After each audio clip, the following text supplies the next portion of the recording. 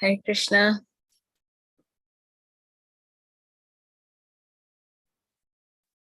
Hare Krishna, Mataji, you can read and call me later because I had to talk to you also. Okay. I'll start with the prayers. Om Ajnana Timirandhasya Gyananjana Shalakaya Chakshurunmilitam Yena Tasmai Shri Gurave Namaha Shri Chaitanya Manobhishtam Sthapitam Yena Bhutale Swayam Rupa Kadamahyam Dadati Swapadantikam Panchakalpatarubhyascha Kripa Sindhubhya Eva Cha Patitanam Pavanebhyo Vaishnavebhyo Namo Namaha. Jai Shri Krishna Chaitanya Prabhu Nityananda Shri Advaita Gadadhara Srivasadi Gaura Bhakta Vrinda Hare Krishna Krishna Krishna Hare Hare Hare Rama Rama Rama Hare Hare Narayanam Namaskritya Naram Chaiva Narottamam Devim Saraswatim Vyasam Tato Jayamudiraet Ashtaprayeshu Abhadreshu Nityam Bhagavata Sevaya Bhagavati Uttama Shloke Bhaktir Bhavati Naishtaki. So we are reading from Srimad Bhagavatam, Canto 4, Chapter 21, Instructions by Maharaj Prithu. And we'll be reading text 38 today. Oh, yeah. Can I read? Yes, Ruchi Mataji, please read. Thank you. Brahmanya Can you see the screen? Yeah. Brahmanya Deva Purusha Puratano Nityam Hari Yarj Arnave Hari Yacharan Abhivandanat Avapa Lakshmin Anapayanyam Yasho Jagat Pavitram Cha Mahatma Grantha Mahatma Granthi. Can you scroll it please up? Translation. The Supreme Personality of Godhead, the ancient eternal Godhead, was foremost amongst all great personalities, obtained the opulence of his staunch reputation, which purifies the entire universe by worshipping the lotus feet of those Brahmanas and Vaishnavas.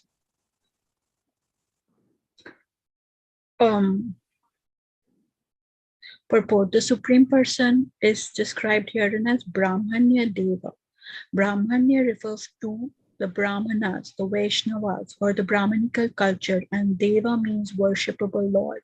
Therefore, unless one is on the transcendental platform of being a Vaishnava or on the highest platform of material goodness or a Brahman, he cannot appreciate the Supreme Personality of Godhead. In the lower stages of ignorance and passion, it is difficult to appreciate or understand the Supreme Lord. Therefore, the Lord is described herein as the worshipable deity for persons in Brahmanical and Vaishnav culture. Namo Brahmanya Devaya Go Brahmanya Hitaya Cha Jagat Hitaya Krishnaya Govindaya Namo Namaha. Vishnu Puran 1, 1965. Lord Krishna, the Supreme Personality of Godhead, is the prime protector of Brahmanical culture and the cow. Without knowing and respecting these, one cannot realize the signs of God, and without this knowledge, any welfare activities or humanitarian propaganda cannot be successful. The Lord is Purusha, or the Supreme Enjoyer. Not only is he the enjoyer when he appears as a manifested incarnation, but he is the enjoyer since time immemorial, from the very beginning, Puratana and eternally Nityam. Yat Charana Vibhivandanat. Prithu Maharaj said that the Supreme Personality of Godhead attained this opulence of eternal fame simply by worshipping the lotus feet of the Brahmanas. In the Bhagavad Gita, it is said that the Lord does not need to work to achieve material gain. Since he is the perpetually supremely perfect, he does not need to obtain anything, but still it is said that he obtained his opulences by worshipping the lotus feet of the Brahmanas. These are his exemplary actions. When Lord Krishna was in Dwaraka, he offered his respects by bowing down at the lotus feet of Narad. When Sudama Vipra came to his house, Lord Krishna personally washed his feet and gave him a seat on his personal bed. Although he is the Supreme Personality of Godhead, Lord Sri Krishna offered his respect to Maharaj Yudhishthir and Kunti. The Lord's exemplary behavior is to teach us. We should learn from his personal behavior how to give protection to the cow, how to cultivate Brahmanical qualities, and how to respect. Where did it go? Okay. It's the topmost line now. And how to respect the Brahmanas and Vaishnavas. Thanks. The Lord says in Bhagavad Gita 3:21, Yad yad acharati shreshthas tat evataro jana. If the leading personalities behave in a certain manner, others follow them automatically. Who can be more of a leading personality than the Supreme Personality of Godhead, and whose behavior could be more exemplary? It is not that he needed to do all these things to acquire material gain, but all of these acts were performed just to teach us how to behave in this material world. The Supreme Personality of Godhead is described here in his Mahatma Agraniya. Within this material world, the Mahatmas or great personalities are Lord Brahma and Lord Shiva, but he is above them all. Narayana Paro Vyakta, the Supreme Personality of Godhead, is in transcendental position, above everything created within this material world. His opulences, his riches, his beauty, his wisdom, his knowledge, his renunciation, and his reputation are all Jagat Pavitram, universally purifying. The more we discuss his opulences, the more the universe becomes purer and purer. In the material world, the opulences possessed by a material person are never fixed. Today one may be a very rich man, but tomorrow he may become poor. Today one is very famous, but tomorrow he may be infamous. Materially obtained opulences are never fixed, but all six opulences perpetually exist in the Supreme Personality of Godhead, not only in the spiritual world, but also in this material world.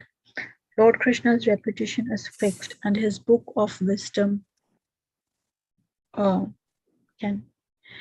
Bhagavad Gita is still honored. Everything pertaining to the Supreme Personality of Godhead is eternally existing. So you'll have to scroll up so I can. Very beautiful purport, right, Ruchi Mataji? Yes. Yeah, you can share as much as you want, and after that I will share. Okay. Okay. Thank you. Thank you for giving me the chance to read. So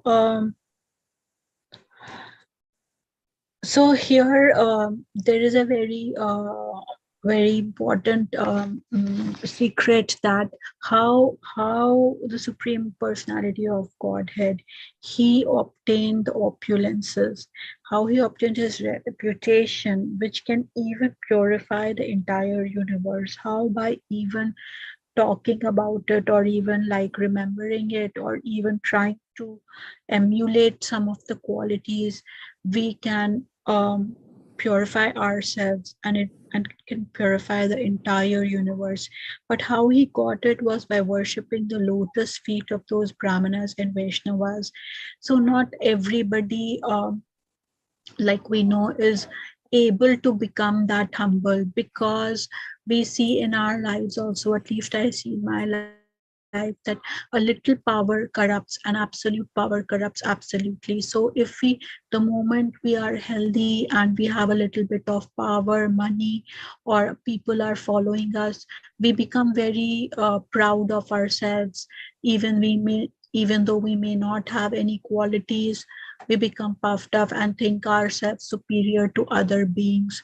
At least it happens to me a lot. And so only only the people who are really great can actually be very humble, because they know that the worth of a diamond is recognized only by a very skilled jeweler. So similarly, the worth of Sudama was recognized only by Krishna, because he knew how much, uh, even in how much poverty, Sudama has not given up his values. He has not given up his dharma, even though he could have easily cheated, or when he was hungry, he could have easily cheated or gained money by illegal means, but he has not given up his dharma in difficult times. And that is why only Lord Krishna knew his greatness. So when he came, he treated him more than he treated him more respectfully than he treated the saints, because he actually ate the remnants he got, because if he's accepting something, then he has to give like so much in return, because he knew that it was only, like many times we think, what a person's metal is, we appreciate that metal, not the person per se. One person might be a great friend, but he might have many like bad, or what you call, qualities in them. But a person we actually respect from our heart is a person we know who has a lot of metal, who will not give up his values in spite of the world turning upside down. So that's why he used to respect the Brahmins a lot. So that's why he is called the protector of the cows, the Brahmanas, the Vaishnavas, and he's the worshipable Lord.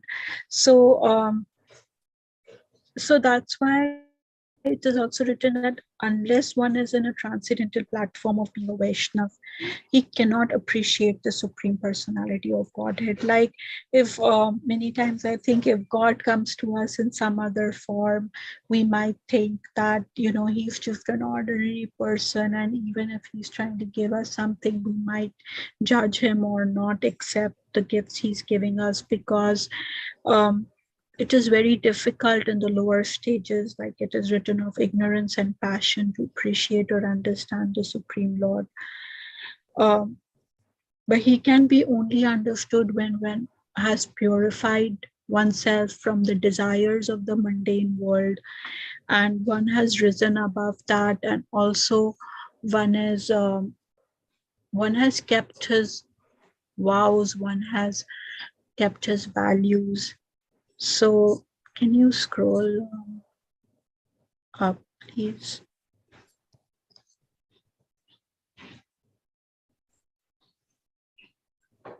Okay, so like you always say that it is easy to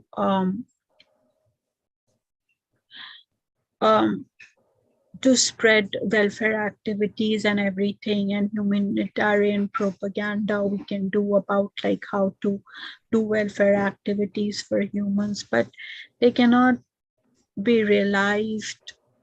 We cannot realize this without realizing the science of God. We cannot really get to the crux of the welfare activities, because like you said, they feed to the body, not to the soul. So so he is the only enjoyer. So whenever we think that we are enjoyer, we will suffer. But whenever we want to make him enjoyer, want to please him, that's when our efforts will be fructified. So Prithu Maharaj said that he attained the opulence of eternal fame simply by worshipping the lotus feet of the Brahmanas. So the Bhagavad Gita just said that the Lord does not need to work to achieve material gain, because he has attained perfection by the blessings of respect given to the Brahmanas and the Vaishnavas, and by constantly fighting for them, protecting them, and by what should I say, by knowing their value, and by yes, by protecting the Brahmanical values of the society, he does not need to do anything. He has attained this his opulences. So so the example is of Narad Muni, and then also of Sudama, Vipra. Like other people will think that this is just a simple Brahman, and so I should treat him accordingly. But he was a friend to him in childhood, and he respected that time or when he spent with him, and how he was an equal to him. So when we have a true friend, we do not think about the person, whether that person is rich or poor, or what the other people are saying about him, hint, hint. But we actually try to see the qualities of the person which appeal in us, and the quality that he has extended his friendship, which is a very, very precious thing. So when a person has extended his hand of friendship to the other person, then only it takes a supreme lord to respect that kind of friendship which has been offered to him. So even if a person has offered him his friendship in whatever form, he will reciprocate it 10 times or 100 times more. So he really respected the friendship that was extended by Sudama, and he did not see how poor he was, what the other people will think when he will be washing his feet and drinking it, and what other people will say about him running after him, and giving him the 3 lokas. He was about to give him the 3 lokas. He already gave him 2 lokas by accepting his, because he does not accept anything so easily. So he already accepted two fifths of prasad bought by him, and so he had given him 2 lokas actually. So so only Lord Krishna can appreciate the kind of emotions and friendships extended to him and reciprocate in such a great way, because he had so many people judging him. The lord of the goddess of fame was fortune, Lakshmi Devi was there, and his other great wives, which were very like pious and very rich, and they were all and many people judging him. But he knew that the emotions of Sudama, his friend, were pure, and nothing could be more precious to him than that. So we should learn from his personal behavior, how to give protection to the cow, how to cultivate Brahmanical qualities, and how to respect the Brahmanas and the Vaishnavas. It is easier said, but it's very difficult. But actually, if we respect the Brahmanas and the Vaishnavas, then automatically they will bless us with these qualities. I think your email came. So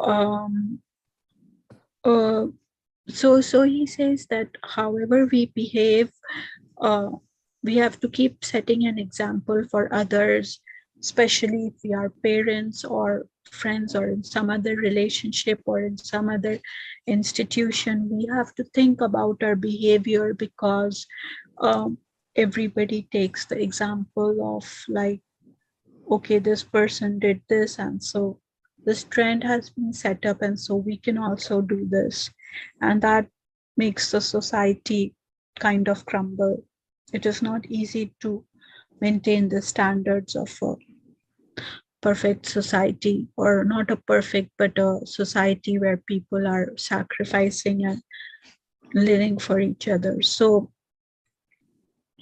um so this were these activities he didn't have any interest to do it, but he just did it to teach us how to behave in the material world.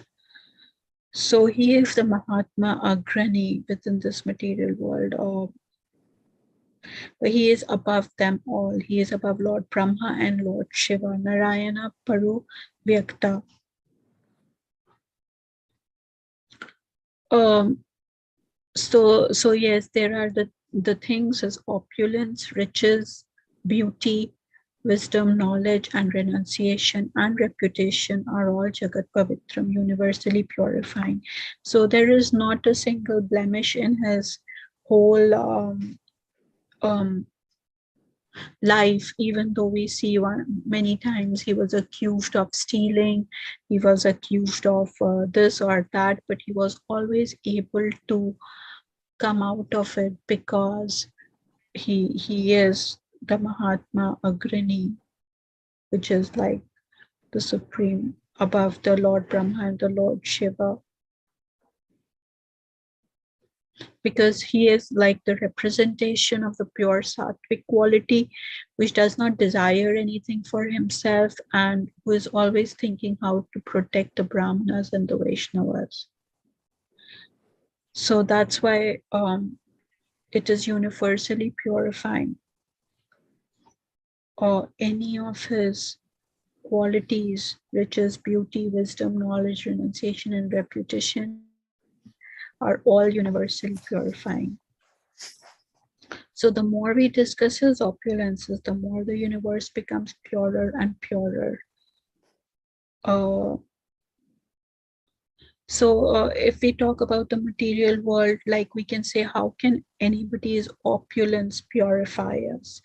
But that might be a question that, okay, an opulence is an opulence, and so even if it is a material opulence by in the material world of Krishna, then if he's in the material world, how can it purify us? Because it transforms into a very sattvic force when it is associated with the Supreme Personality of Godhead. So then even the opulence becomes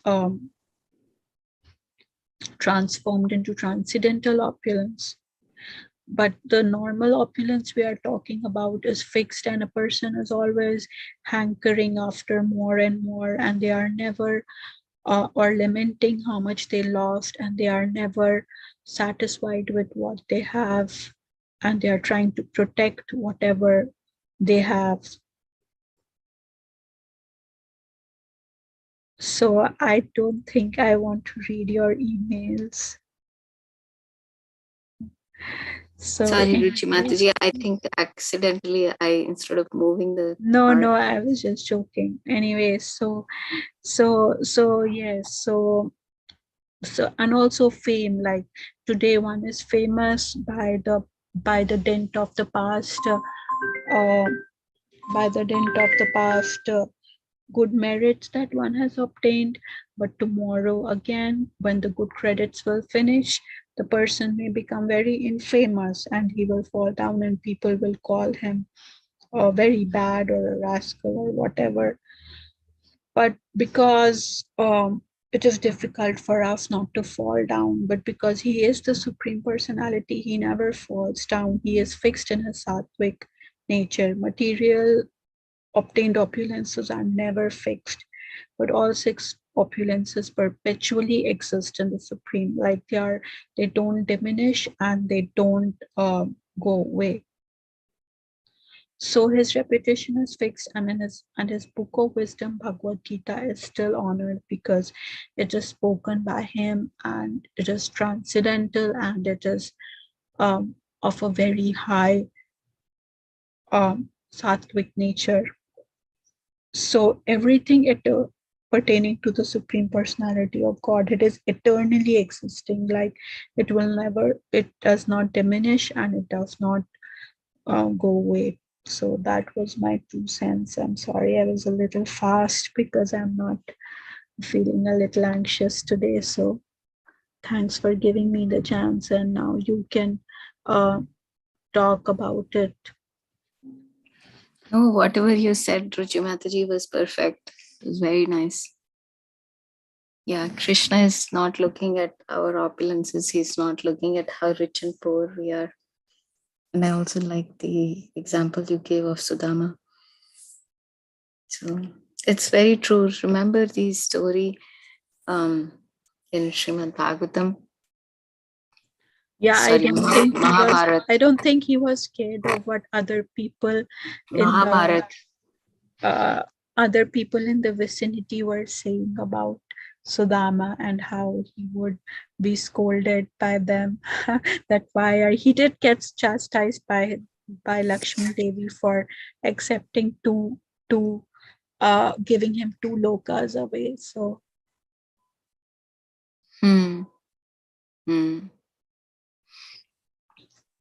Yeah, I was also remembering the story of how Krishna, right before the war, when he went for the peace talk, Duryodhan had arranged this whole opulent feast, so opulent. And Krishna walked past everything and he went to the house of Vidur. And Vidur's wife, out of her ecstasy for seeing Krishna, she threw away the banana and she gave the banana peel to Krishna, and Krishna ate it. So Krishna is only looking for the love of his devotee. He's not looking at like how opulent, we make things for him. He's not looking at, our abilities and skills. He's only looking at our love. And that's the most important thing to remember as we approach the Supreme Lord to serve him, that he doesn't need any of these things. He's just saying, are we doing these things out of our false ego? Or are we doing these things to actually please him? That's all he's looking at. Because he has everything. He has everything. He has the bananas that we offer to him. He has the apples that we offer to him. He has the dates that we offer to him. All these things are coming from him. So he has everything. All we need to do is to take shelter of him, for us to feel happy and protected, and take shelter of him as we serve him. Taking shelter in the sense we want to please him through everything that we do. That's all I wanted to share Ruchi Mataji. Whatever you said was like very nice. Thank you.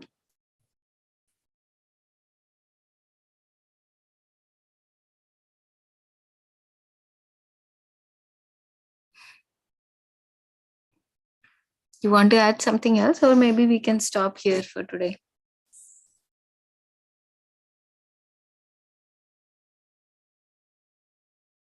Ruchi Mataji? Hare Krishna. Yes, sorry. I just gone 2 minutes. So you can read this verse.